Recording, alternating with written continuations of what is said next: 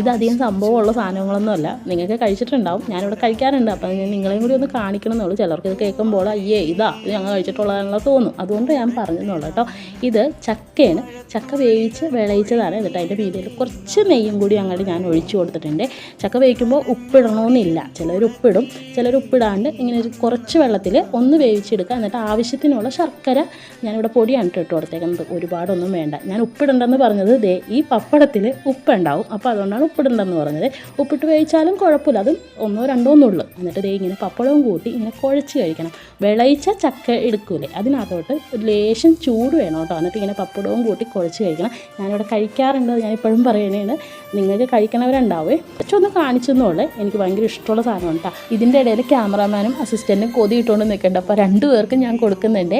ഈ വിളയിക്കുന്ന സമയത്ത് കുറച്ച് മധുരം ഇട്ടാൽ മതി, ഒരുപാട് വേണ്ട, അപ്പോൾ നമുക്ക് മട്ടിച്ച് പോകും. പിന്നെ ഈ കുഴച്ചതും പുട്ടും കൂടി കൂട്ടി കഴിക്കും കേട്ടോ. ജോയ്സിനൊക്കെ അതാണ് കേട്ടോ ഇഷ്ടം, ഇവനും ഇഷ്ടമാണ്.